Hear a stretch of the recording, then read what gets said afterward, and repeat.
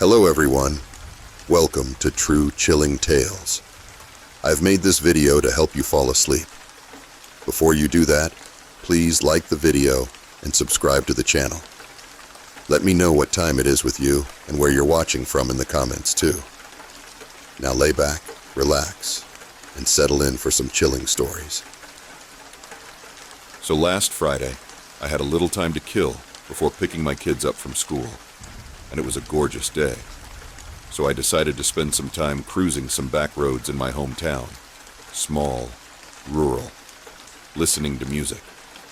I passed this guy with his thumb out trying to catch a ride, and I almost picked this guy up. He looked to be about late 30s, early 40s, carrying a fishing pole and a backpack.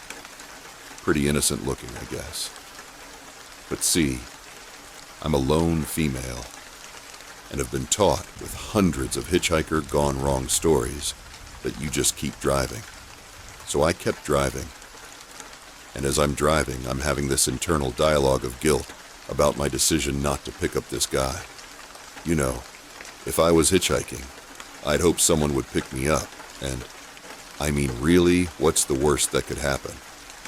That mixed with my new self-improvement goal of doing the things that scare me as often as possible, led me to the conclusion that if when I looped back around and he was still walking, I would pick him up.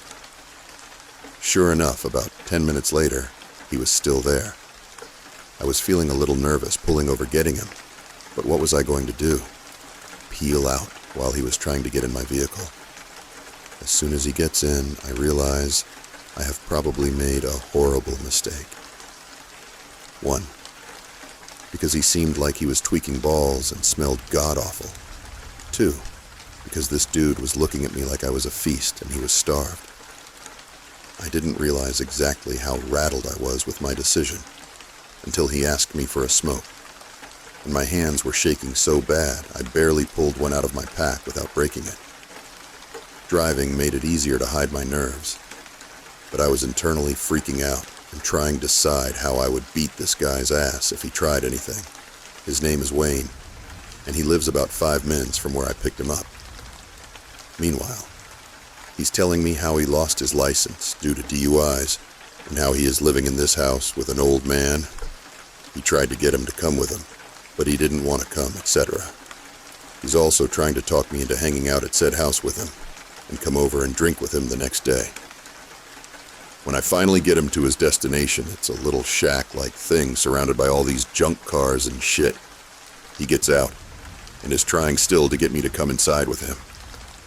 I tell him no and leave. I'm feeling really relieved and a little proud that I faced a fear of mine. Fast forward to Monday, my instructor says, "Holy shit, apparently someone got murdered down the so-and-such road. Do you know anyone down that way?"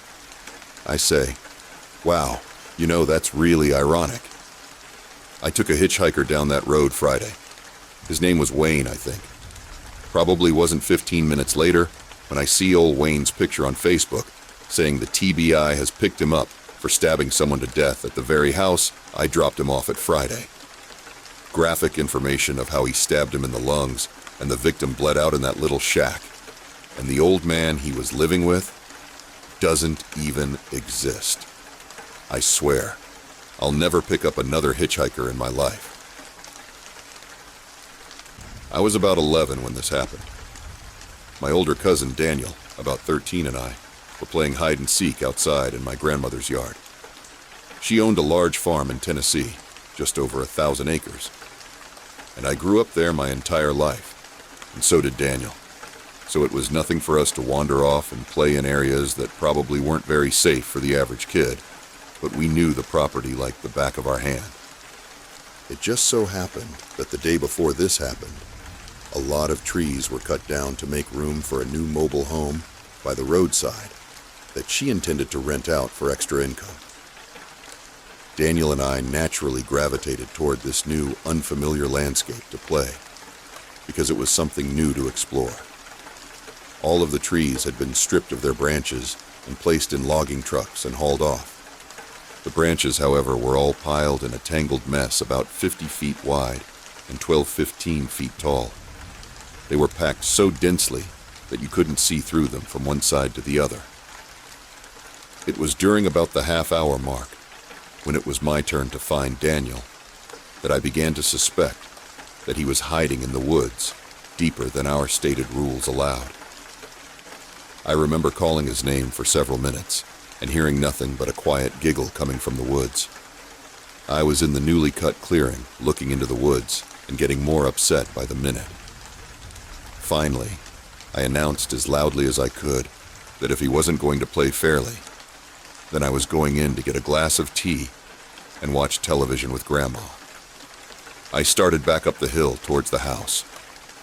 It was at the moment I was walking past the brush pile, basically centered beside it, that I heard an unfamiliar voice.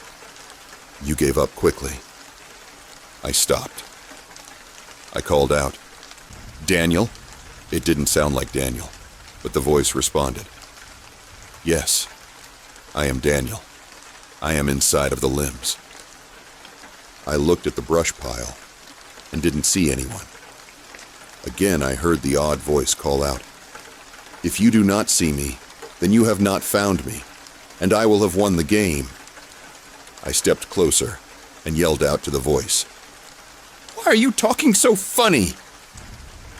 The voice replied, "I am inside of all of the limbs.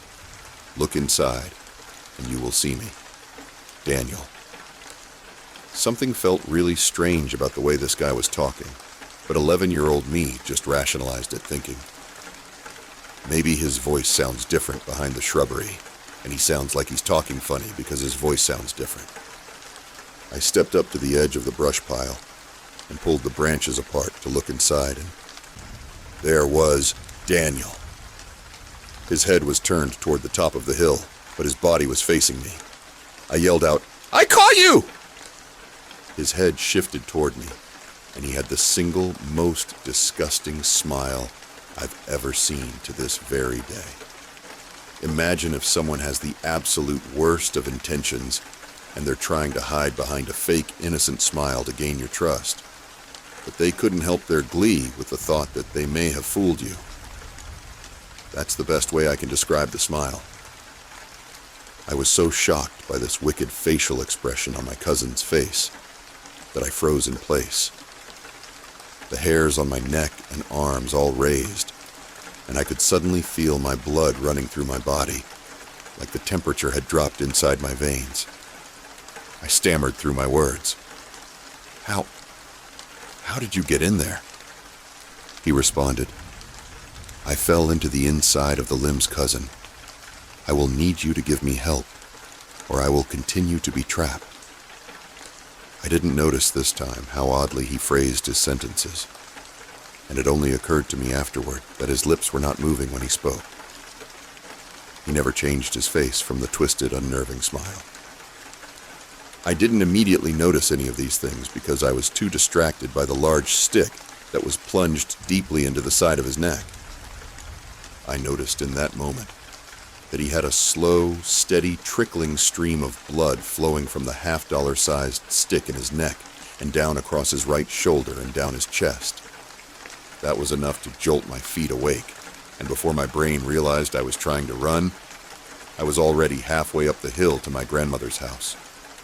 When I burst through the door to my grandmother's living room, Daniel was curled up in a ball on the couch and crying hysterically. My grandmother was sitting beside him, trying her best to get him to explain what was wrong, but all he would say is that there was a little boy in the woods who tagged him when he was hiding, and he thought it wasn't really me. He wouldn't say anything else. I was crying and shaken up by this point, and told my grandmother what I had seen. She made both of us some lunch, and then called my uncle to come pick Daniel up. I stayed at my grandmother's house that night, and I bet she asked me what happened 100 times. She asked so many questions, it was as if she were committing it to memory. I remember being relieved that she believed me, but at the same time, I just wanted her to tell me it was all in my imagination and help me forget about it. The next day, my grandmother set the brush pile on fire, and I watched for hours from the safety of the living room window as it slowly deteriorated into a pile of ash and ember. My cousin never did tell me what really happened to him that day. He refuses to talk about it. I will say this, though. He wouldn't talk to me for a year and a half after that day.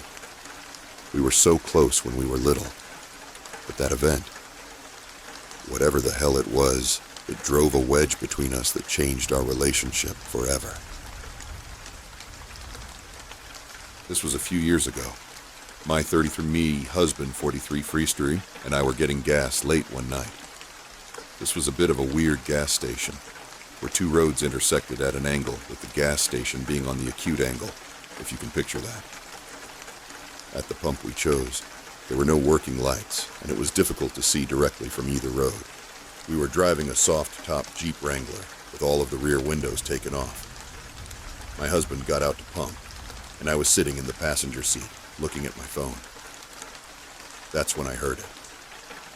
"I'm not going to hurt you," a wavery voice said some distance behind me. I froze, suddenly terrified.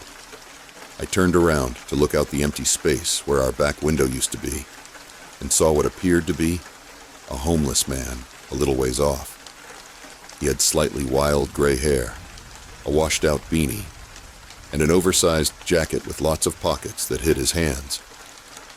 I suddenly realized how dark it was, and how hard it was for anyone to see us, and I couldn't see his hands. I had a distinct feeling from deep down, so prominent I could almost hear it. Run. But we're just pumping gas. He's just a weird homeless dude. My husband and I were from Key West. We had seen plenty of them before, and they were almost all harmless. So I slowly turned back around and went back to my phone. Yet I still heard him. The distinct sound of shuffling feet. The rustle of his jacket. "I'm not going to hurt you," he said again. "I just need some help. Do you have any money? I'm not going to hurt you." At this point, I could tell he was almost at the Jeep. We had only been there a couple of minutes, and we'd been on almost empty. There was no way the tank was full. Without warning, my husband rushed into the car and hurried to start the engine. I could tell his hands were shaking. He managed to throw the car into drive, and we peeled out of there. I looked behind us and saw the man standing there, not reacting. Next to the dangling nozzle, my husband hadn't bothered hanging back up. As we turned out of the gas station, my husband said, "I just had the most horrible feeling. Something in me just told me to run." I looked at him in horror and told him I'd felt the same thing. I felt tears come to my eyes as I thanked him for listening to his instincts. We went home feeling quite shaken, just going over the events we had just seen and the fear we had felt. It was a day or two later that we watched a YouTube video by a security analyst, Scott Stewart, on the Kenyon Mall shooting. And he said that in every event like this, there are people who said, "Right before it happened, I had a terrible feeling that something bad was about to happen." He adds that some people listen to that feeling and leave the area, while others mention how much they regret not listening to it. I burst into tears hearing this, knowing the feeling he had described all too well. I had had that feeling and was one of those who ignored it. I remember crying, "Thank you," at my husband for listening to his sense of danger. Now, it is fully possible this was just a harmless person, asking for money in a slightly creepy way, and that nothing bad would have happened. But I can't stop remembering how the weird angles kept anyone from seeing us. I can't stop thinking about how dark it was, and I can't stop thinking about his hidden hands. And I still get full-body chills remembering him say, "I'm not going to hurt you." Moral of the story, I guess, if you ever get that distinct feeling that something bad is imminent, leave the area. It may be a false alarm, and if it happens a lot, you may have a hyperactive anxiety response and might want to try Lexapro. but it's better than going through the rest of your life wishing you had listened to that feeling. A summer camp me and my friend started to attend in 2019 does surveys every summer, based on the topic we'll be discussing, so we get better public speaking and a more generalized opinion from others in the area. Me and my friend teamed up with 2 counselors and hit the town. Our last stop was a Walmart, and we talked to a bunch of different people. The most memorable was the second to last, an older man that asked for our names and all about us after he finished answering our questions. At the time, we were both 13 with hardly any concept of stranger danger, so we gladly answered about ourselves. Anyway, a few days later, an account popped up on our friend requests called Ed Patsis. The account liked a bunch of old posts, commented a buccino of fire and rose emojis, and called us hot and sexy on our posts. It got to the point where they started to send more pics, so me and my friend ended up blocking the account. Only a few days later, the account was permanently deleted. It didn't show up in our searches for it. That's why we thought it was the end of it. It was not. When we finally got back to school in August, we basically forgot the event altogether.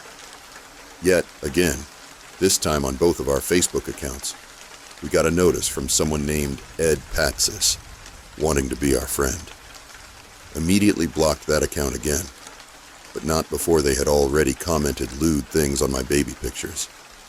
Commented on how pretty my baby blonde hair was, how I looked good in short dresses, etc. After that, we both talked to our parents about the situation, and other than keeping our accounts private, there wasn't much else we could really do. The cops shrugged and said, just to take the app down completely, but hey, we're teens! Of course we didn't do that. Over the years, till around the end of 2021, this man kept sending friend requests from different accounts with similar variations of their names, which was a bit stupid, but whatever. Though at the beginning of 2022, this is where it starts to get really creepy. Accounts with the names and pictures of our friends started showing up in our notifications, so obviously we added them thinking it was our friends. We were wrong. Almost immediately, most of our posts had likes or comments on them from this account, and there were multiple DMs of raw speech and pics to both of us. We blocked the account again. This became a reoccurring cycle. An account with friends, info, pictures, and mutual friends would get hacked, stolen, duplicated, etc., just so they could friend us again and again without us worrying too much about it. Finally, it got to the point we stopped adding people from our school at all, even friends. The final time this happened was in summer of 2022. The swarm of fake accounts had stopped roughly 2 months prior, and seeing as this friend request looked legit by a school friend, I decided to try it out. My friend didn't. She was still wary, but I decided to give it a shot. The compromise was to fully delete our socials and get new ones if this account turned out the same. I was definitely a stupid 17-year-old, but try not to judge me too harshly. But this account didn't spam our pictures, didn't DM us raw pics, just interacted with us like any normal school kid would. Like here and there on new posts, a like on a story posted, never commented on posts. So finally, we thought it was over. Haha, wrong. Strange things started to happen and become more of an intentional thing than a coincidence. I would post a picture of me and a friend at the park. A couple minutes later, a white truck pulled up in the lot, eerily close to my car, driver's side door, but we tried not to think too much of it. There were still a few spaces over. Me and my friend were in the swings, basically straight line of sight of the parking lot. The truck lights remained on, pointed at us, for a long time. It got to the point that me and my friend finally started getting worried and anxious, so we hopped up from the swings and decided to take laps around the park instead. The car was far too close to mine for us to be comfortable chancing getting to it in time. Mind you, it was about 10 p.m. at night, so we were the only ones there. We waited, and roamed the park for nearly an hour before the truck finally drove away. That's when we raced to my car, and I drove home, looking behind me frequently, just in case. This happened in early June, and it kept happening.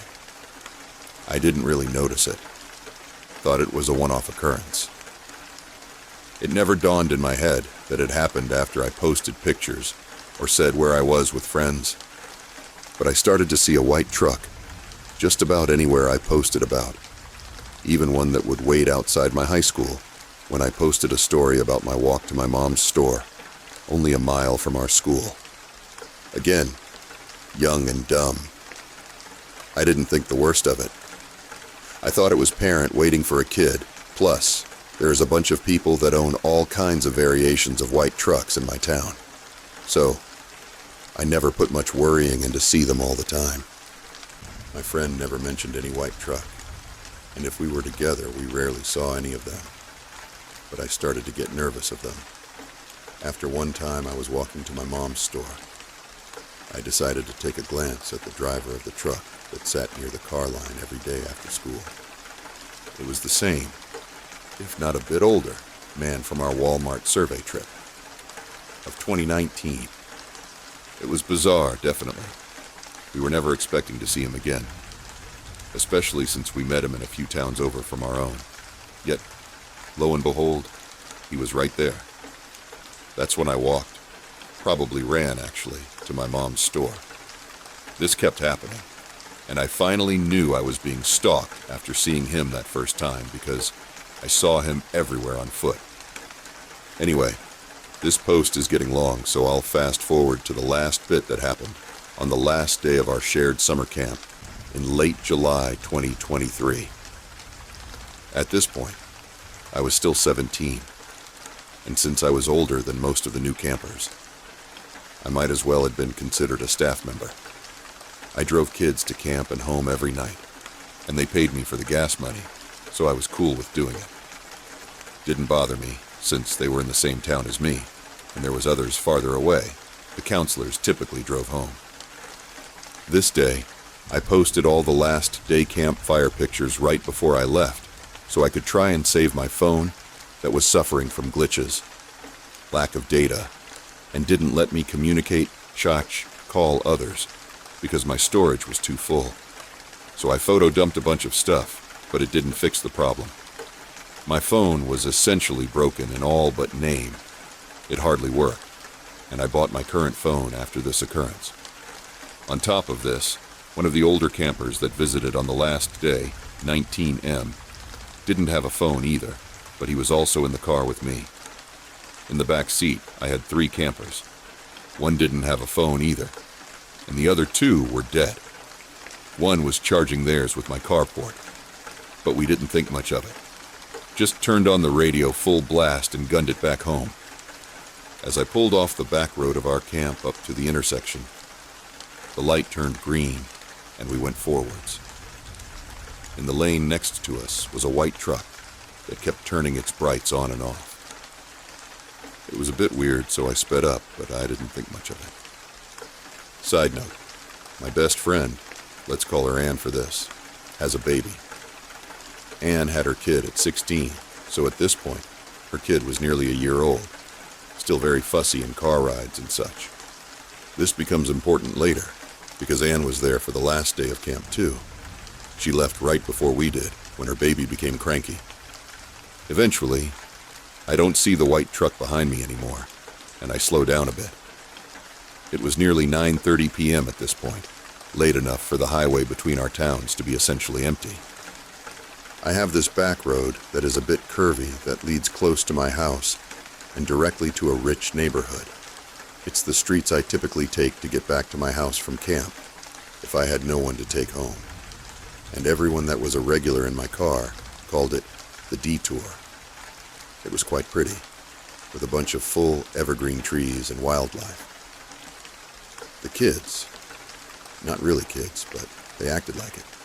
13F, 15M, 15M, in the back, were begging me to go on the detour, since it was the last day of camp, so I caved in and hit on my blinker, turning right onto the back road. Now, listen. I'm not the safest person out there. Don't judge me. I'm still basically a kid, too. But all the ones in the back loved to hang out the windows on the back road, so I let them stick their heads out the sunroof, sit on the windowsill while holding the bars on top of my car. I went slow, under 10 me, just so they could do it and not worry about them getting hurt. I mean, there was no one on the back roads.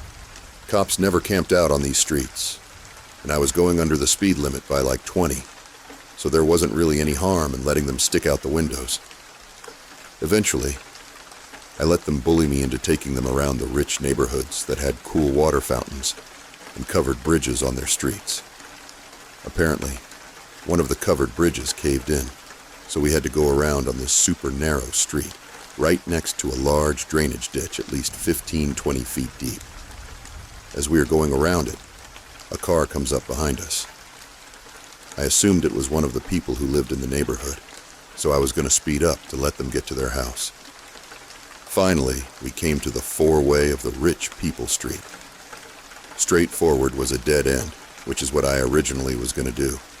To the left was the broken covered bridge, and to the right was a back roundabout that would take us back to the beginning of the street. But it had no houses, lights back there because the neighborhood is still being built. But let's call him Jake, 19M, told me to go right. Mind you, one of the campers was sticking their body out of my skylight from the back seat, so I couldn't see out of my review mirror. I didn't really want to, but I trusted his instincts and turned right. As soon as I did, I started to hear honking behind me. I was a bit startled, and so were the kids in the back seat. I glance out at my side view mirrors, but I can't see anything past bright LED lights. I thought it was just because I took too long, so I sped up a bit after I turned right. There was a hook at the end of a hill on this back street, and it makes you tug the steering wheel pretty hard to stay on the road, especially in the dark. The car behind me turned right too. They started flashing their LED brights, honking loudly, and had rolled down windows screaming at us. They kept trying to get in the lane next to us and bump into my car to run us off the road. That is when I knew this was serious. Instantly, I started screaming at the kids in the back seat to sit down, buckle up, and roll up their windows. They barely managed to do that by the time I hit the bend at the end of the hill really hard and gunned it off the street, driving around the drainage ditch with little problem. I've done it multiple times. There was no phone in the car to call anyone, least of all the police, so I just ended up speeding down the back streets as the car chased me, trying to run me off the road multiple times. When we came upon sharp corners, they slowed down. That told me they didn't know the area well, which I used to my advantage. As I was approaching a stop sign, for me to go left or right, my house was to the right, so left it was. I yelled at Jake to check my right, because I'm not stopping for the sign. I sped past it. The car, this is about the time I noticed it was a fucking white truck, tried to hit my bumper again, and I swerved into someone's yard. Grass was damaged the next day when I drove past it. I booked it down the street, hitting every turn as fast as possible, and eventually I thought I lost the truck. I sped past my high school and onto the highway again, where we got off in the first place. I didn't see the truck behind us, and we were all still freaked out. I took a right to go onto another main way, and passed by a closed gas station on the way. Very important in a moment. I stopped at a gas station and handed the kids in the back some cash for them to go get themselves a drink and a snack to help them calm down. None of them were crying, thank God, the adrenaline junkies they are. They thought it was more exciting than anything. I told Jake to go watch them in the store and make sure they didn't do anything stupid while I filled up my gas tank. We waited at the gas station for about 20 minutes before I went back onto the road to take them home, just in case. I asked them if they had saw the car at all while they were hanging out the windows, and only one of them said they thought they did, but the truck's lights were off.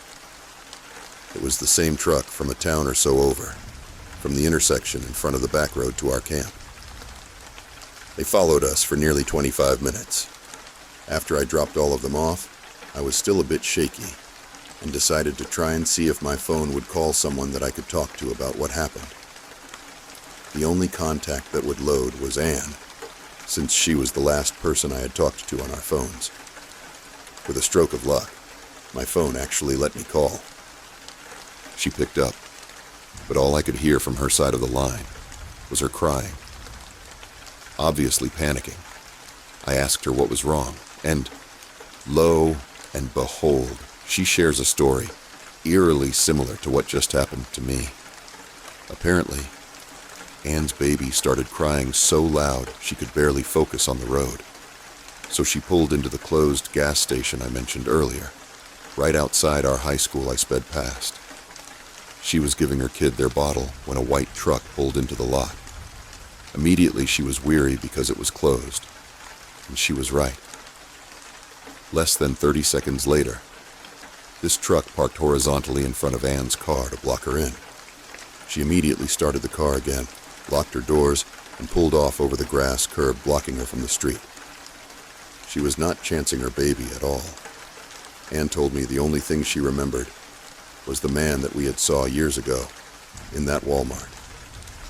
His eyes staring at her like she was just a piece of meat for him to have. As she raced home, the truck caught up to her. She turned on her back road, running out of gas, and the truck started to flash its lights, honk, run her off the road the entire time. But a couple streets before hers, a little red car pulled out in front of her and started to brake check her as the white truck tried to hit her from behind. It was a mess. She took a chance, sped up, and swung onto her street to at least loose the red car. The truck booked it after her. Apparently, both of her older brothers were waiting outside for her with some of their friends to help her bring in stuff for her baby. Upon seeing this as she pulled into her driveway, the white truck sped off. If her brothers weren't outside, that would have been a different story. But anyway, long story short, the truck that follows me all the way back had an accomplice in a red car that followed my friend Anne. When they couldn't catch me, they went for her. Both me and Jake suspected that, because I didn't go on to the dead end where the man could cut me off. That's probably why it suddenly got violent so quickly. This happened back in the fall of 2016. I live in a very small and rural community where everyone knows everyone. The state that I live in allows rifle mule deer buck hunting during the first week of October. Sustenance hunting is very important in the culture of my area. This fall, I was lucky enough to have drawn a buck tag. I had made plans to hunt on my grandmother's farm on this evening. Given that I am a smaller woman, I had asked my husband to go with me in case I killed something. He could help me pack it out. However, he could not go due to work obligations. Fine, no problem. I have hunted this farm many times by myself. I know it like the back of my hand. I strapped on my boots, grabbed my rifle and binoculars, tucked my cell phone into my pocket, and made my way to my Jeep. My grandmother's farm consists of corn, bordering an alfalfa field along a river. Between the river and the farm are lines of old growth trees. This is the perfect place to fill at a buck tag. I parked my Jeep about a mile upriver from the fields, then began walking along the tree line towards the area where the deer had mostly been feeding. At the opposite end of the field, there is a large haystack where all the harvested alfalfa is stored. As I saw it coming into my field of view, I felt the hair stand up on the back of my neck. I kneeled down and viewed the area through my binoculars. I could see a very tall, large man walking briskly towards me from behind the haystack. I knew for a fact that I was supposed to be the only one hunting this farm on this night, as I had just spoken to my grandmother.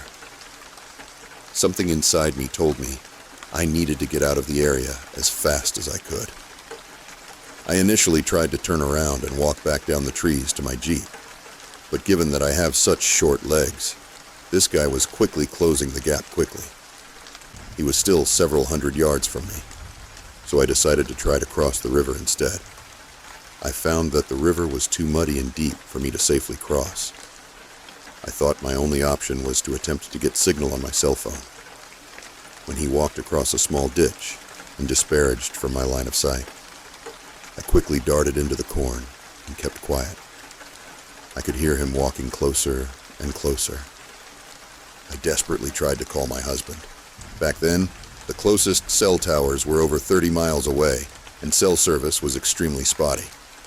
I could not connect to my husband or 911. By this point, the man was within 100 yards of me. I could hear him ripping corn out, stomping around and loudly cussing. "Where the fuck did you go?" Another issue is it was getting dark quickly. I definitely did not want to be in the dark alone with this man. I watched him for a few minutes and was able to determine that he did not have a gun. After weighing my options, I decided to step out and see if I could de-escalate the situation, as I work in healthcare and work with mentally unstable people all the time. I stepped out of the corn. "Hi, I'm sorry if I interrupted you hunt or something. I did not mean to cause any harm," I said with a sweet smile on my face. I made sure there was at least 80 yards of distance between us. His eyes locked with mine, and it was obvious there was something with this man. He stood about 6'5" tall. His clothes were absolutely filthy, stained with what appeared to be his own waste and sweat. His shirt was torn and had dried blood on it. His face was crooked, as if he had had a stroke prior, and he slurred his words. "There you fucking are!" he yelled. He reached down and grabbed a massive stick. I'm talking a stick at least 5 feet long. He could have easily killed me with this stick.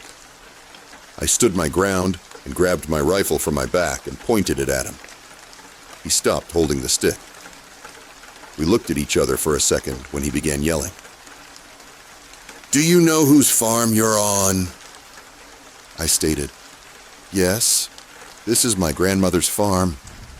I've hunted it my whole life." The veins began to pop out of his head. "No, this is not! My wife is hunting in this cornfield and you ruined it! Because of you, she missed a huge buck, you stupid bitch!"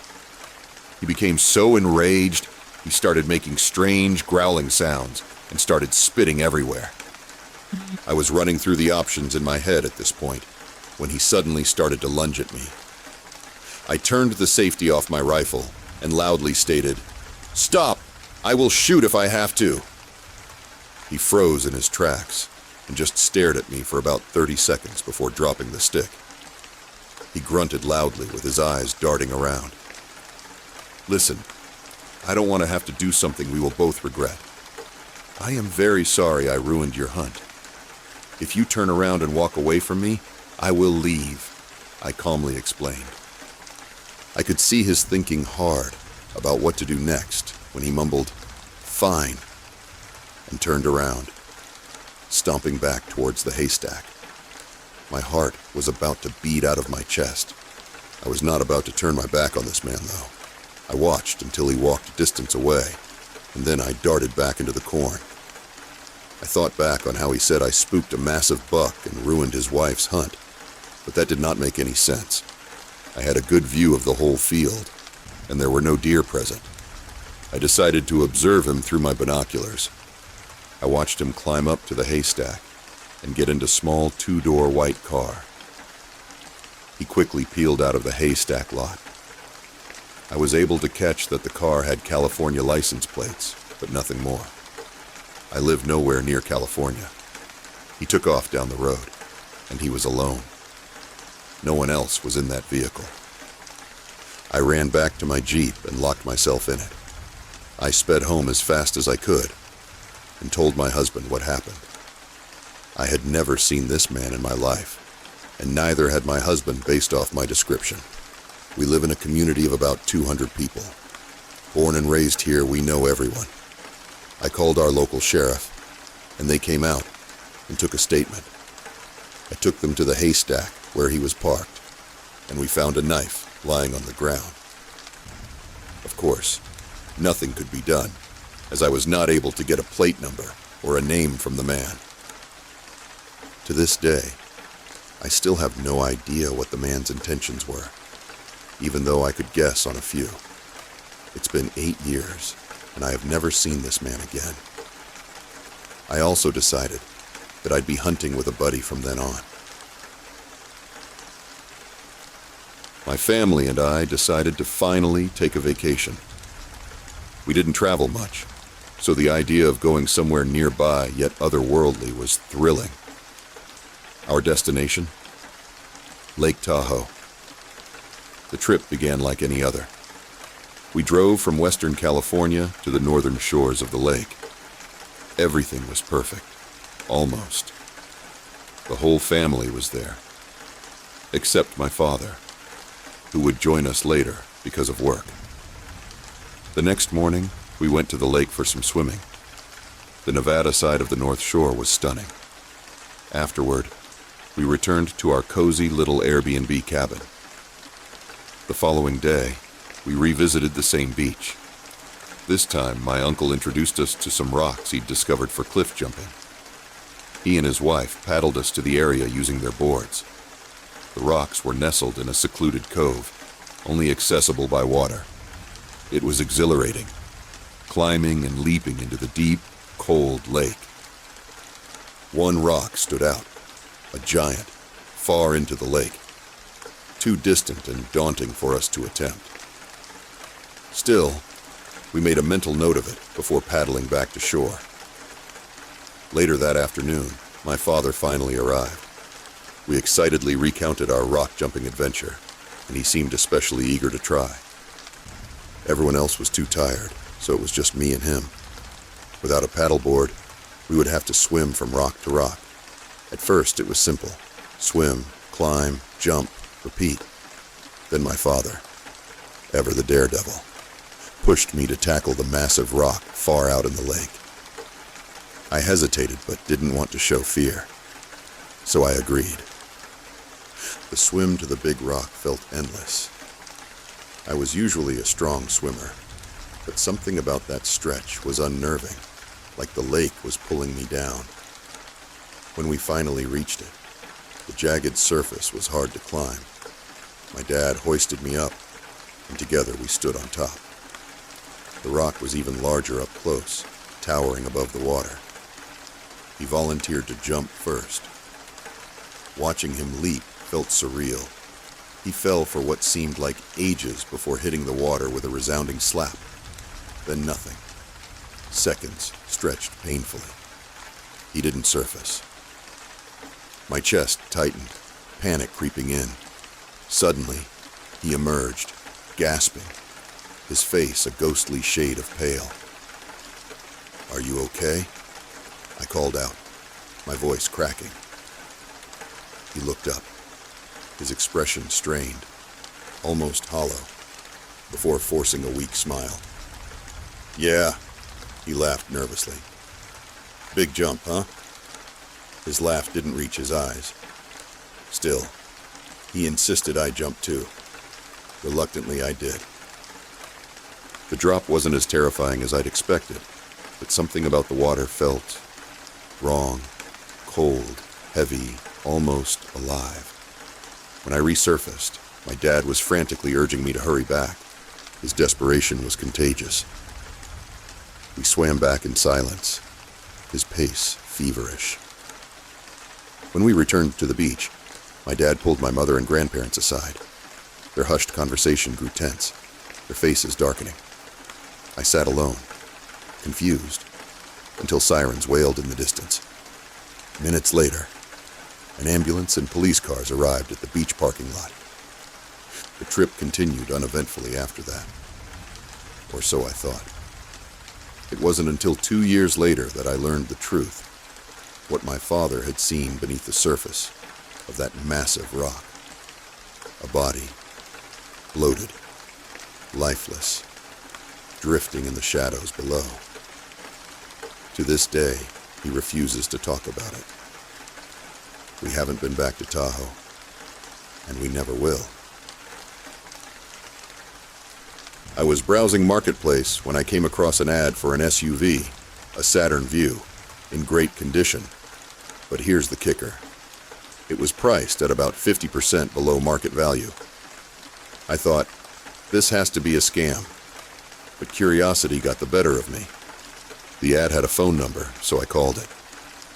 A young guy picked up, sounding friendly enough, and went on about how the vehicle was in perfect shape. When I asked why he was selling it, he mumbled something about wanting something sportier. Yeah, right, I thought. But I was intrigued enough to agree to go check it out. That's when things got weird. He insisted I bring cash. A dark feeling crept over me, a warning sign, but I brushed it off. I had the money, and against my better judgment, I brought it. As I drove to the address he'd given me, that uneasy feeling turned into full-blown dread. I was literally seconds away from pulling up to the house when I called him again to confirm. His first question, "Do you have the cash?" My gut twisted. I answered yes, but something told me not to park in front of the house. Instead, I parked a block up the street and decided to wait. I sat there for a few minutes, looking around. There was no Saturn Vue in sight. No signs of any vehicle for sale. The street was eerily quiet, almost too still. Then, out of nowhere, a white Audi station wagon slowed down in front of the house. Inside, I saw a group of young men, all of them scanning the area. They looked tense, on edge, as if they were searching for someone, or something. They didn't spot me, tucked away further up the street. I watched as they crept slowly past the house, their eyes darting around, until they finally drove past me. They didn't suspect I was sitting there, with a fat envelope of cash. I could feel my heart pounding as I watched them drive away. It all felt wrong. Very wrong. My gut had been screaming at me from the start, but now I knew. This wasn't about a car. This was about setting someone up for something much worse. I drove home, feeling both ashamed that I'd let it get this far and grateful that nothing had happened. Yet. Later, I contacted the police.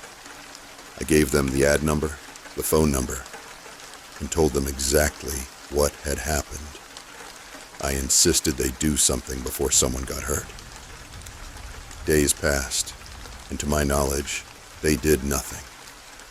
Then, the news broke. Story after story surfaced of people being lured by ads just like the one I saw, told to bring cash, only to be threatened with guns or knives and robbed of their money. No descriptions of the perpetrators were ever given, just vague warnings telling people to be careful. Even now, I wonder what might have happened if I'd pulled up to that house. What if I had ignored my gut completely and walked right into whatever they had planned? All I know is, sometimes a great deal isn't worth the risk. Trust your gut. This happened to me about 11 years ago, when walking home from a friend's house at night. I'll just get straight into it. I used to live in a rural part of the UK, and have lived in rural areas most of my life. So I was used to long walks, occasionally at night, especially before I could drive. They never bothered me too much. I'd get creeped out occasionally. But this one night was the most terrifying experience I ever had. There was this one friend who used to live roughly 3 miles away from my house. He had cool parents and my other friends, and I would often go over his house and play video games and hang out. Occasionally, this meant walking home at night if I stayed late. There were 2 ways back from his house. The roadway, which was about 5 miles long, and took about 30 to 45 minutes. The roads were very quiet and eerie sometimes, but they were lit by street lamps, so it never bothered me walking this way.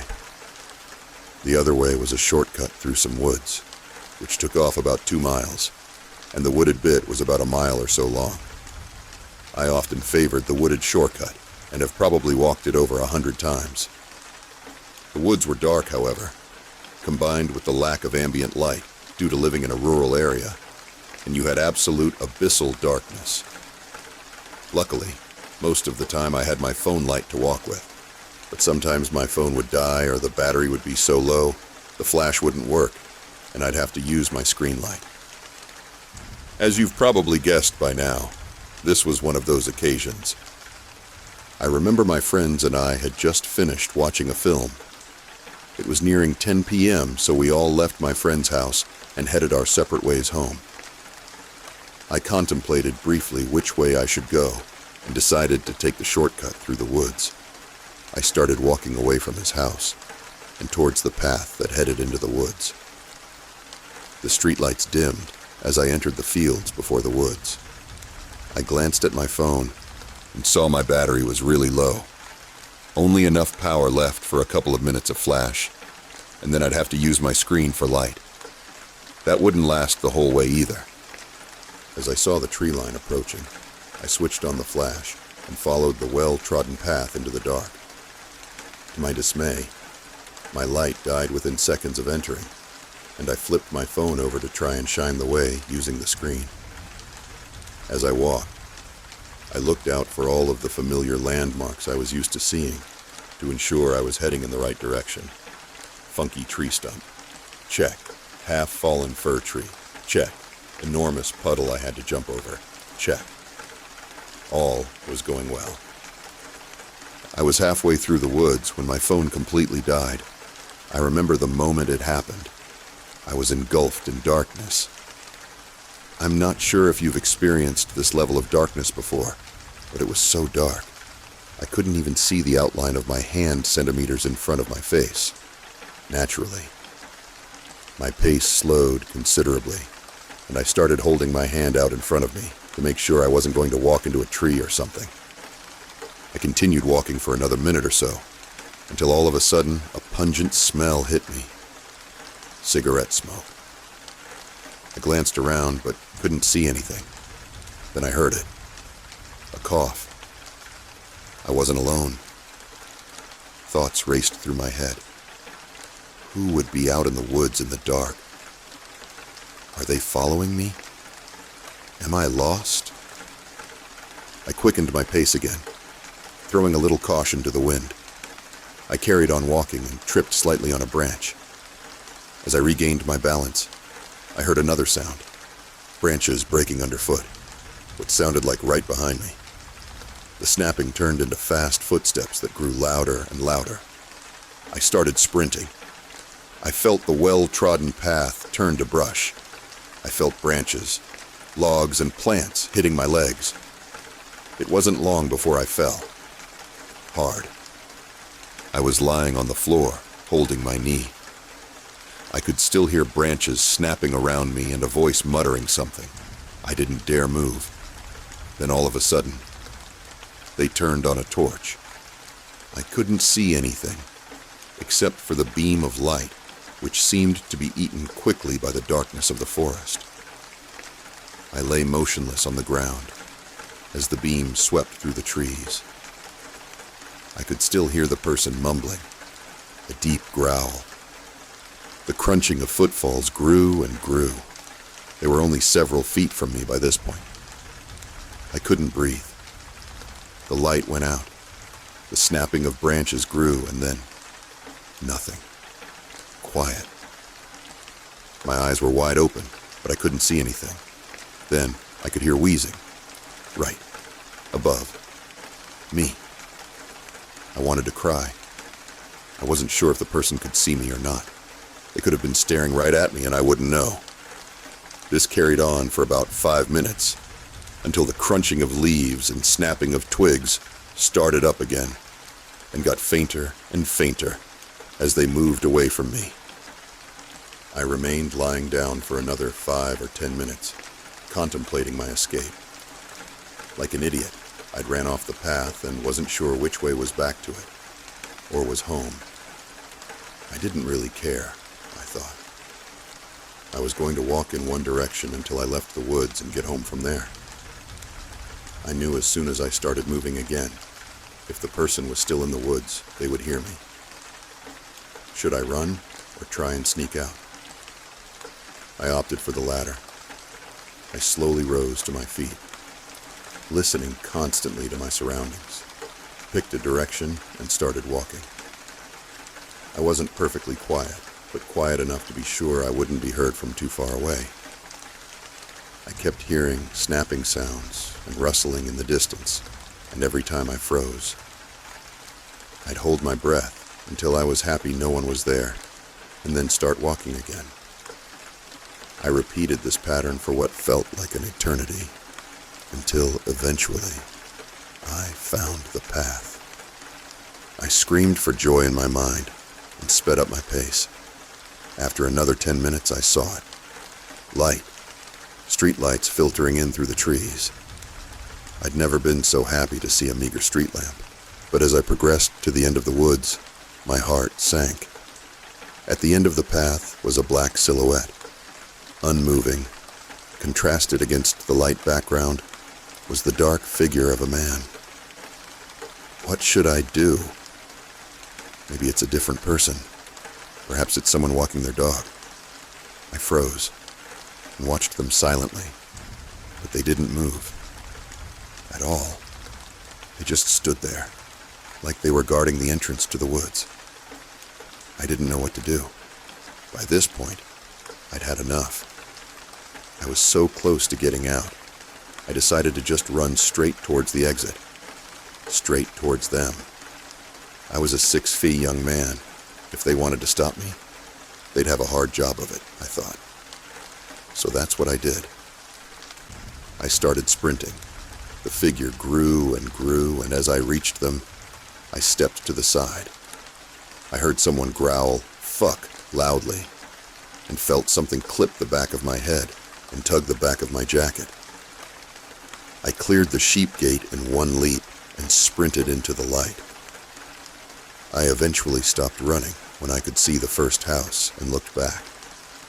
The entrance to the woods was quite far away now, and I couldn't see anyone standing by the entrance. Relaxing a bit more now, I finished my walk home. That's pretty much it. I know I could have overreacted. It could have been someone out for a walk in the woods, a dog walker or a camper. But what I thought was strange was that they didn't use their torch except briefly on one occasion. Once they heard me, they also actively seeked me out. Who knows what would have happened if they caught me. In any case, I never walked that way home alone again. Not at night, anyway. It was a hot summer day. I had gone for a hike and got seriously lost, which is another story. Suffice it to say that I had hiked through trackless wilderness for mile after mile. And even when I found a road, I was so far from a car, I didn't know which direction to go. Dead tired, exhausted, and still several miles back to the car. Finally, I was on the way home late afternoon on a hot, sunny summer day after many hours lost in mountains and woods. It was about 15 miles to home, and I live out in the country. As I started into the drive, I saw an overweight, out-of-shape fellow hitchhiking in the direction I was going. I saw that he had a long, hard walk in front of him, just like I had just completed only 20 minutes ago.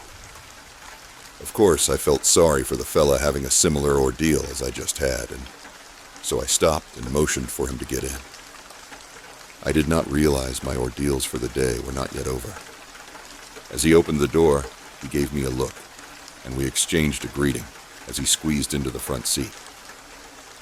He was going to a spot on the highway, way to my house, and away we went, engaging in light conversation. I glanced down at his side.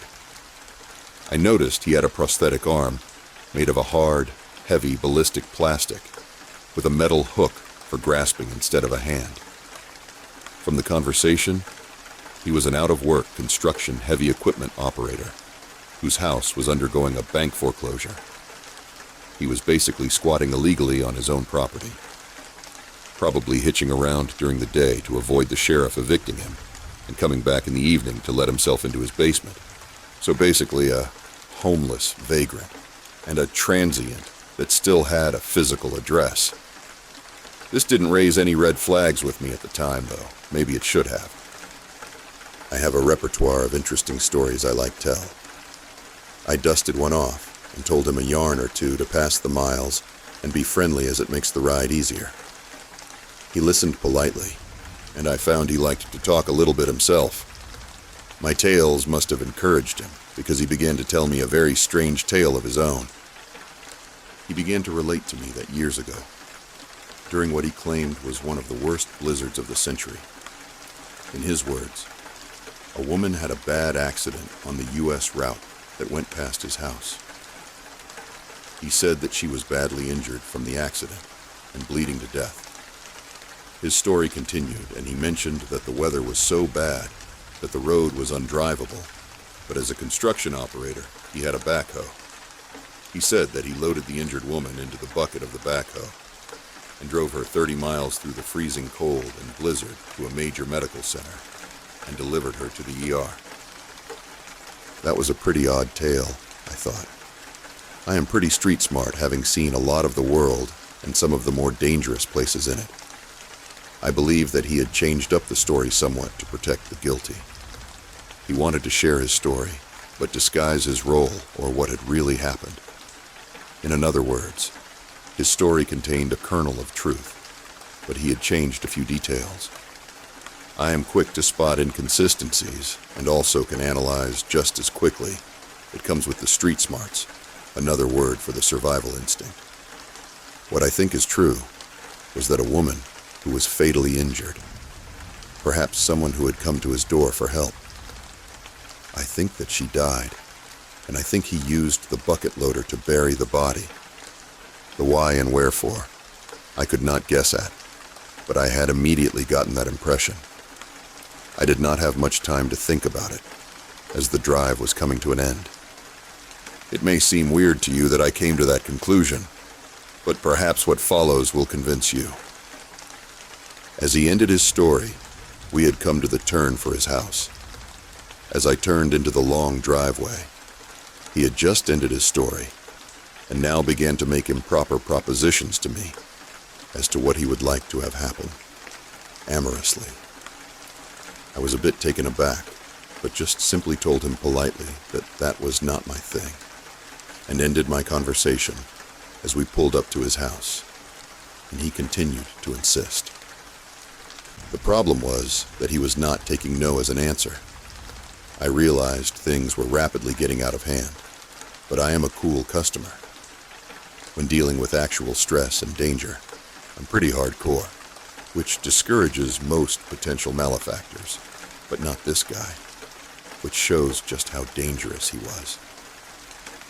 He wasn't getting out of the car now that we were stopped, and he had his hard plastic arm, solid and heavy as a log, raised halfway between us, looking me straight in the eye and not saying anything.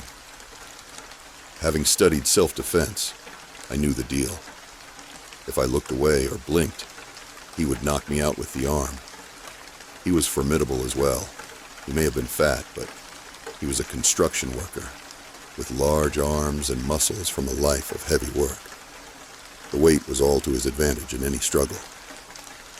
I knew the deal, though, and I always had a plan in case a hitchhiker proved to be dangerous.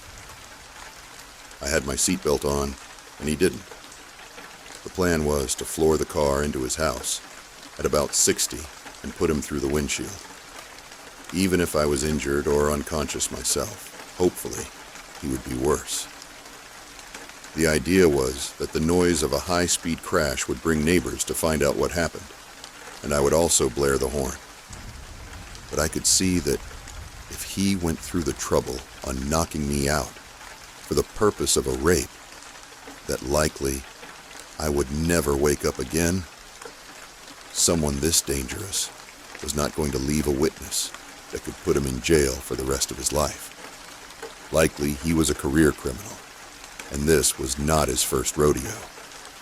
The other secret, learned from martial arts, is never look away and hold the gaze. Read the intent and spontaneously block or deflect the initial attack. This guy could see from my eyes that he would have a real fight on his hands, and that I was fully ready for a life or death combat. The situation ended when he opened the door and anticlimactically got out. I quickly backed out of the dooryard and spun the car around, giving him a departing glance, and headed out. Whew, I thought. That is the most dangerous motherfucker that I have ever encountered. I really should call the state police and tell them to keep an eye on that scary bitch, because it will only be a matter of time before he tries to kill somebody, and at least they will have a warning about him on their files. But, I thought, the police often don't seem to take me seriously, and he didn't do anything other than pose a threat. No actual assault. What can I do? The real reason was now that the situation was over. I just wanted to forget about it. It has been a very long day after all. A police report would take up another hour of my dinner time, and I would have to deal with possibly skeptical or unhelpful authorities. In 2020 retrospect, I see now that that was a mistake. About 10 years later, the property was the site of a very active crime scene. A woman from a nearby state had come to live at that house and had gone missing. I did not realize that his house was the site till I drove by one day and saw a state police crime scene bus, about 5 cruisers, and a police helicopter, and everything marked off with crime scene tape. And then I thought, oh my, I really should have let someone know. It might have prevented this. And I was lazy and concerned more with myself that day. The girl's body was later found in a local pond in a freezer that had come from that house. Dark stories of a couple exploiting a young homeless girl down on her luck emerged, and it seems other folks were involved as well. A sordid tale I won't go into here out of respect in case her family were to read this post. I drove by a couple of days later, and the investigation was winding down, and only a cruiser or two were maintaining security. That is when I decided to call into the state police with the story about the backhoe that Captain Hook had told me. The next day, the crime scene was abuzz again. I suspect they were searching for other cadavers. Although the couple was never charged, they both remain in prison on other charges, the last I knew. The lesson for me was see something. Say something. Oh, and hitchhikers these days are getting too damn sketchy. This happened Wednesday of last week, October 2nd, 2024. I'm 22 and a manager of a Dollar General. I just locked the doors at 10 p.m. and was beginning the usual closing tasks when I got a call from my little brother. He's 17 years old and recently has really gotten into exploring abandoned buildings and climbing large structures like radio towers. I will be honest, his new hobby does fill me with anxiety, but despite being a dumb teenager, he's still somewhat smart about his ventures, except for this time. When I answered the phone, he was asking for my help. Told me he had been out exploring an abandoned house he'd come across, and he was just about to leave, but he said his car wasn't starting, that the battery was dead. He also told me that he was alone. Usually he'll be with a buddy, but he's got the kind of fearlessness where he doesn't bat an eye at solo adventures. He didn't want to call our mom either because she was under the impression that he was at a friend's. But instead he was a whole county away in the middle of nowhere alone. I was pissed about his carelessness, but decided to spare the lecture until I was actually with him. I told him to send me his location, and I would be heading there soon. I got done closing around 10:30 and started speeding along the route the GPS took me. Usually I never speed, but the idea of my little brother out on some Alabama back road broken down alone didn't sit right with me. It took me about 40 minutes to get there. I started off on a pretty busy highway, turned off onto a very remote highway, and rode down that one for a long time. There was nothing but trees, fields, and the occasional tiny church. Eventually, I turned right down a very narrow dirt road that I nearly missed. I had to drive slow. It was very unkempt and bumpy. The tree line on each side was so thick with darkness, and to be honest, the whole vibe of the place made me really uneasy. I just had a bad feeling. I took an extremely sharp turn around a bend and saw my brother's car about a couple 100 feet ahead. Not even 3 seconds after my headlights had even shone onto his car, I see him throw himself out of the car in complete hysterics.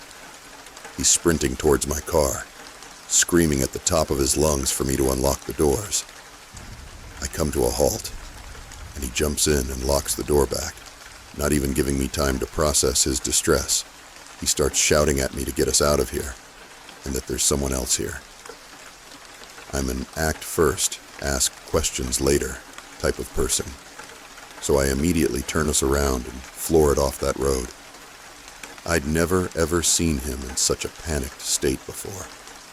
He was sobbing, having a full-blown panic attack. I sped down the road, and by the time we made it back to the main highway, he'd calmed down. I asked him UTF happened or why he didn't call me, but soon realized that he had been too panicked to think about it.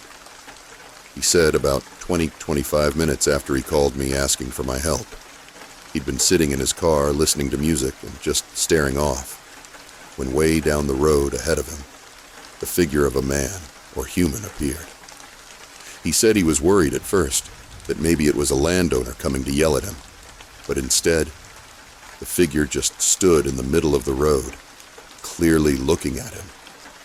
It was too dark to make out anything about the figure other than they were clearly a person. He said the person just stood there, unmoving for a good 3 to 4 minutes before they very slowly shifted to the right, vanishing into the trees and dark.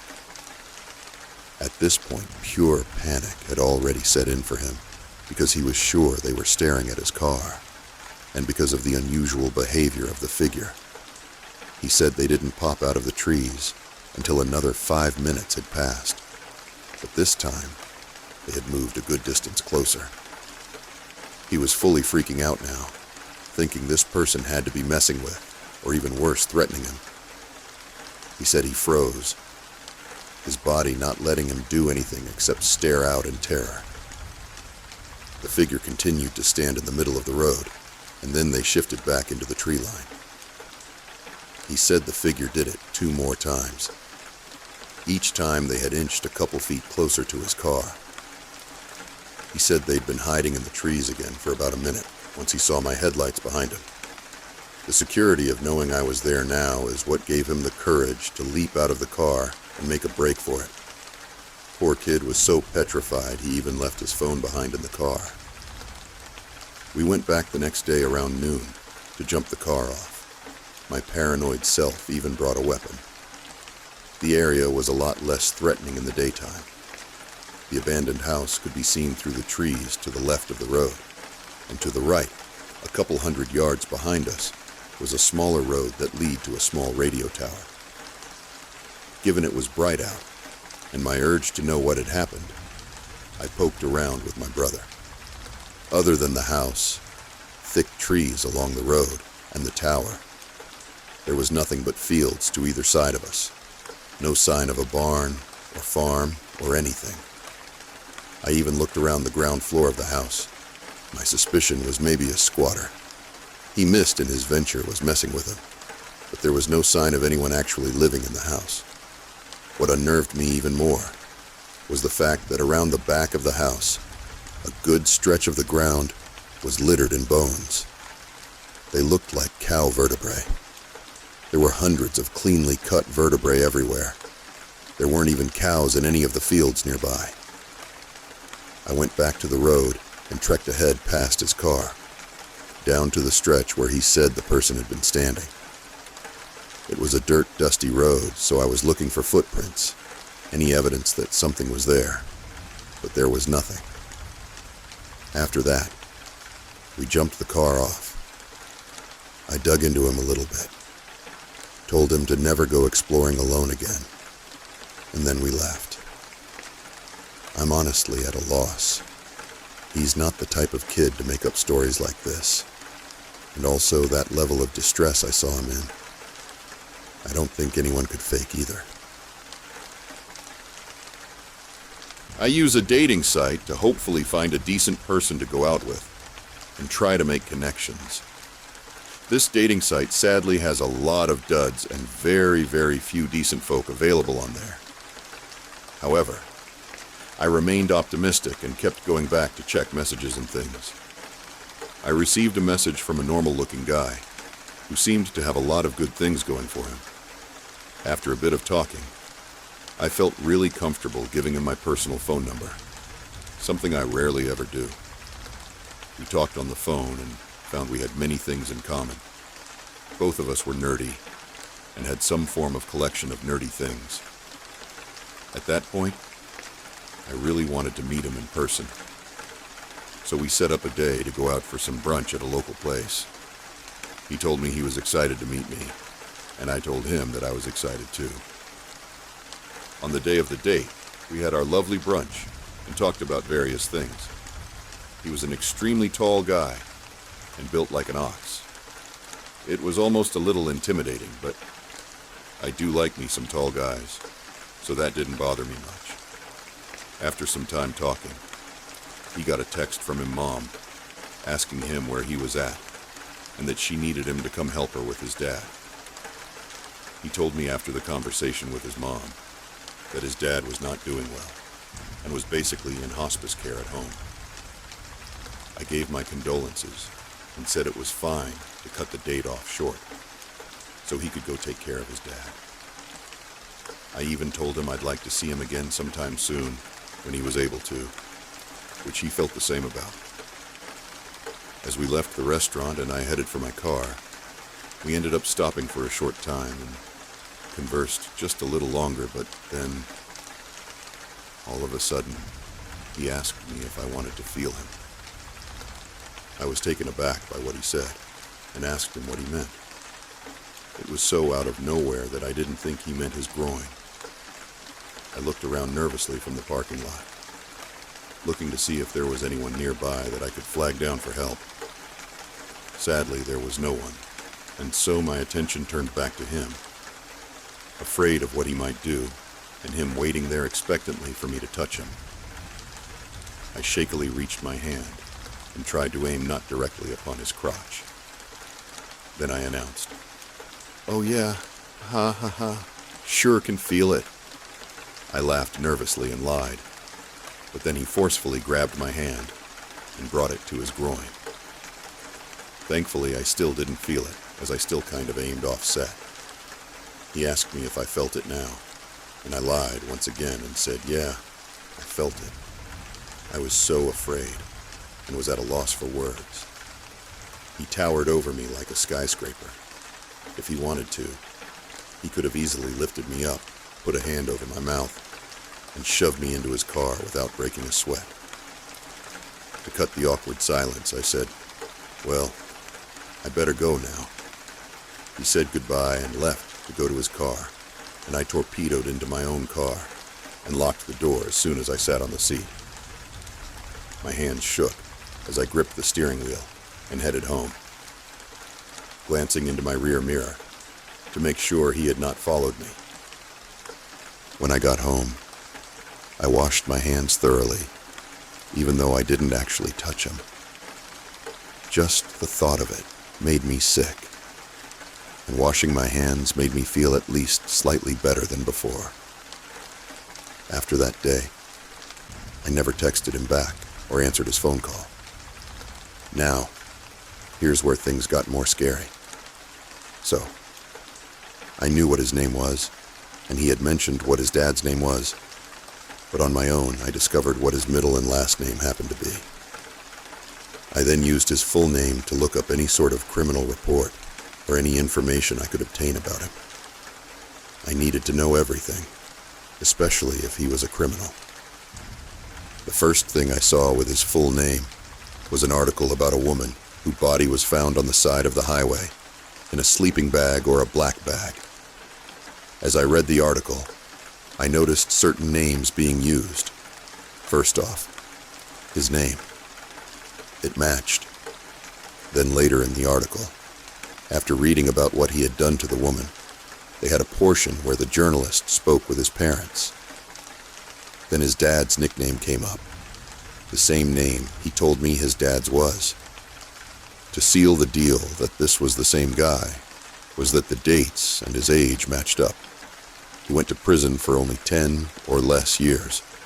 When he got on the dating site and talked to me, he must have just gotten out of prison about a month before. It all hit me like a ton of bricks at once.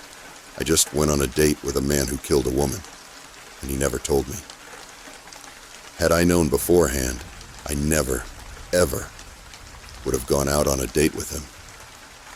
I would have never given him my personal number. Since then, I've hoped he hadn't searched for my address. Suffice to say, I rested uneasy for months since discovering his crime. So this happened to me and my little brother. We'll name him Dylan for confidentiality purposes. When we lived together a few years back, I was a 25-year-old male and my little brother was 19. We were relaxing, playing some Halo 3 on the Xbox, smoking a bowl, just being brothers, hanging our usual daily days off from work. It was a Saturday night in the midsummer of 2009. We lived in a quiet neighborhood. Neighbors were just far enough apart you had privacy, and they never got into your business. But we all knew each other, as our parents lived in the house for years, and it was our childhood home. When my parents retired, they moved off and left the house to us, so we never had to worry about a roof over our head. Now our house is at the end of the cul-de-sac, with a garage door to the right, and our front door is up 4 steps to the left of the window, between our garage door. But from our kitchen, you can see straight out when the curtains are open. This particular night, however, would grow to haunt me and my brother to this day, after a few hardcore hours of gaming. It's like 3 in the morning. My brother would need to get up to stretch his legs and relax his hands. He went downstairs to grab some water and a snack, when suddenly Dylan comes running up the stairs and locks the door, freaking the total hell out. I look at him confused as fuck, barking, "Bro, WTF is wrong?" With a pale ghost white face, he looks at me and says, "There is a guy on the porch with his hands cuffed to the window, smiling from ear to ear." Then we hear 5 knocks at the door. We froze in our tracks, backing slowly away from the door. I get under my bed and grab the machete and bat. I keep under my bed in case I ever needed to defend myself. I watched too many zombie movies. I give the bat to Dylan, as he's taller than me and has longer arms, be more beneficial to him. We tiptoe back to the bedroom door and unlock it. We crack the door open just enough to see out of. Then suddenly the man knocks over and over and over before you know it. He had knocked at least 50 times, and then it just stopped. I told Dylan to grab my cell phone and dial 911. He did, and dispatch sent officers our way immediately. While on the phone, the man went around the back of our house because we heard screaming coming from the backyard. The man was there, just looking at the bedroom window with that creepy-ass smile. We stayed just out of the line of sight, peeking from the corners. Suddenly, the man takes off in full-on sprint and threw himself into our back door. We holler, "Oh shit, he's trying to break in our back door," to the dispatch officer. She tells units to step it up as he's trying to make entry. We hear the sirens closing in faster and faster as the man continues to bash himself into our door. On the 3rd bash, we hear the door crash open. We stay as quiet as possible, listening to things in the kitchen being smashed to hell, and the man yelling, come out, wherever you are." I whisper to dispatch that he's downstairs in the kitchen, and she tells officers he's made entry, and one unit said he was close. We ready our bat and machete as we hear footsteps creaking up the stairs. Then blue lights can be seen illuminating the house as we hear, "Police, come out with your hands up. Make your presence known." The man books it down the stairs and gets tackled by officer and handcuffed after a bit of a struggle. We came out when the officers cleared the house and made sure it was safe. The man was high on meth, just looking to rob us to get another quick fix. We're so thankful for officer arrived when he did. We thanked until the moment he left. He still came by from time to check on us, and even played video games with us a few times. I still get nightmares of that creepy-ass smile, and to whomever you are, creepy smiley man, I hope we never meet again. I went to a van life meetup in Enumclaw, WA, over the weekend. The city is close by Mid Rainier National Park, and because I had already made the trip, I figured I might as well camp overnight nearby the park in a dispersed camping spot in the forest. I brought some ingredients to make carne asada tacos, downloaded some movies, and was ready for a nice, cozy evening in my van. Something which I do on most weekends in various campsites around the state. I hiked around the campsite, which was very nice, save for the large amounts of trash, which was littered about, which actually made me really sad. The trail led to 2 fire pits not too far from where I had parked, and it ended at a quiet riverbank. It seemed like it was a spot that local teens might go to drink and smoke weed. There was even a log bench with the words 420 painted colorfully on its seat. I wasn't sure how recently people had been here, and there were open, half-drink cans around the fire pits what seemed cold. I wasn't quite sure if this meant anything in the moment, but it was a bit on the warmer side outside at around 70 degrees. I decided that it likely wasn't an active camp and stayed. The spot wasn't terribly isolated. Every 30 minutes or so, someone would drive by to claim other campsites down the lonely fire road, some trucks and even an RV. People like me looking to spend time out in nature and who don't want to shell out the extra cash for a campsite. After exploring the area, I went back to my van to start making dinner. I used a satellite communicator to check in with my friends and family, as I didn't have any service this deep into the forest. The sun was setting as I sat down to eat my tacos. I left my doors open to let the air flow, and the cool breeze felt amazing. But after eating, and when it was quiet, I started noticing a sound in the distance. They sounded like gunshots, really almost like cannon shots. Deep, rhythmic booms echoing in the valley every few seconds. What accompanied those sounds was a still distant yet closer noises of a chainsaw in the distance. Now, neither of these noises are very uncommon to hear when camping on fire roads, to be honest. People in Washington love their guns, and it wouldn't be unheard of for someone to use a chainsaw to cut down larger trunks into firewood. Summer fire ban be damned. I also saw some campers start to leave, including an RV, which was particularly unusual. Finding a campsite for an RV can be hard, but it is especially hard to find one at night. The rule is to always find camp before the sun sets, and the sun had only just disappeared from the sky. Something spooked them, and I wondered if it would be wise to follow their lead. However, I had unwashed dishes on the counter, and I was in no mood to move. And so I didn't. I did, however, triple check that all my doors and windows were locked before drifting to sleep. That night can only be described as hazy and disorienting. I have very little memory of anything that happened, but the evidence that something had most definitely happened was very evident. I remember being awake in the pitch black of night, struggling to breathe, not choking. My lungs were filling with air, but I remember the feeling of drowning. I remember the pleading desperation for air. I remember trying to see with my sight, being wholly consumed by the darkness in front of me. I have a memory of trying to punch out a window to no avail. I remember making my way to the side doors of my van to open the door to breathe. And then I woke up in bed, and the sun was in the sky. I would have chalked this to a really bad dream, but the damage around me was evident. There was definitely a struggle. Some of my window blinds were sliced and ruined. One of my windows had scratch marks from the inside. Even the air vent on my ceiling was obliterated from the inside. Pix ear. I didn't think I was even capable of this, and the van was well ventilated, so I'm unsure as to why I would have trouble breathing in the first place. My carbon monoxide detector was silent, and the van was well ventilated after cooking. I have no idea what possible could have caused me to do this and ruin my lovely van. I saw no indication of any kind of forced entry, and all the damage was done from the inside, by me trying to get out, I guess. My knuckles were very sore, as were my feet, as I probably hit them hard on the various cabinets in the van on my way out. A pole I used to prop up my canopy was strangely out of place in the middle of the floor and broken at the ends.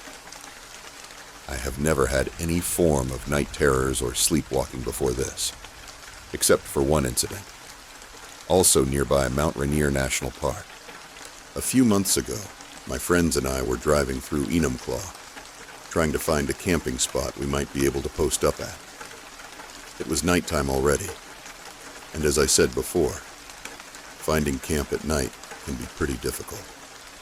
We were driving down the same road I had taken for my recent trip, and we had gotten a tip from a local about a mountain, which had some good dispersed camping. We were tired and hungry, and just wanted to start setting up camp. We passed a few spots, mostly mud and rock, none too level and none too appealing. We decided to pick the least muddy spot we could find, and I helped them set up their tents. It was one of my first trips in my van, and I was excited to test it out. As we were setting up camp, we heard the wind blowing ominously through the trees, causing them to creak loudly, threatening us with a fall. And this particular area of the mountain was very unleveled in the most unsettling way, so we thus referred to this campsite as the ominous slant. When we slept that night, a few things of note happened. My friend Melissa claims to have heard squeaking noises as if someone were wearing a latex bodysuit. She refers to the sound as the happy gimper. Kurt, her boyfriend, swears he heard a bear that night. However, the worst of it was when, in the middle of the night, they both heard me yell bloody murder from my van. Kurt rushed out of the tent, tripping a few times in his haste, and rushed over to swing open the doors. But I was asleep.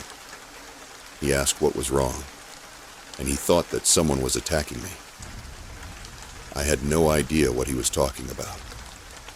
I have no memory at all of any nightmares preceding it or anything. I have no idea what any of this means. I've been on many trips in the van since with different people, and nothing like this has happened anywhere else.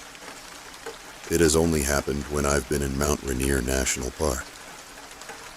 To be honest, thinking about the feeling of drowning in darkness makes me very much not want to revisit the subject anytime soon. So I don't believe he'll be visiting the park anytime in the near future for camping either. I was lucky enough to live a large house when I was a kid. My father was a physical therapist.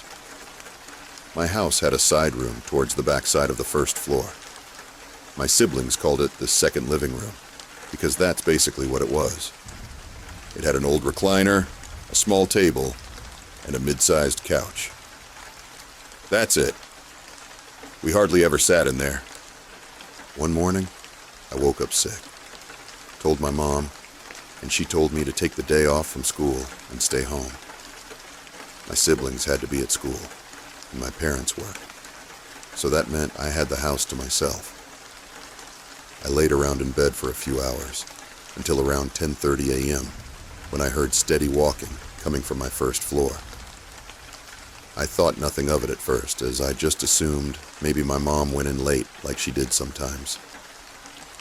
I needed something to eat anyway, so I stood up and went downstairs to the kitchen. I made it about 3 feet in front of my kitchen's walk-in doorway when I locked eyes with, not my mom, but a 6-foot-tall man, wearing raggy and ripped-up clothes. I was frozen in fear. I just stood there.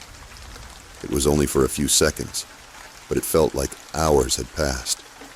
The guy just stood there and watched me too, no expression or anything. I eventually pulled myself out of the shock and bolted for my bedroom upstairs.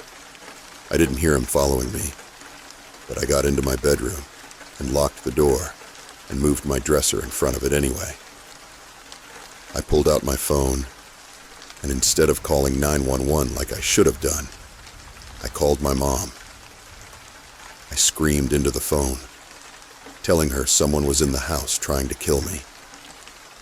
She told me to not leave my room for any reason and call the police, so I did. 15 minutes later, the police finally show up, as I could see through my bedroom window. I watched them enter the house before I left my room to run down to them for safety. I told them everything that happened. They did a quick search of the home and found nothing, not a single person or broken window door.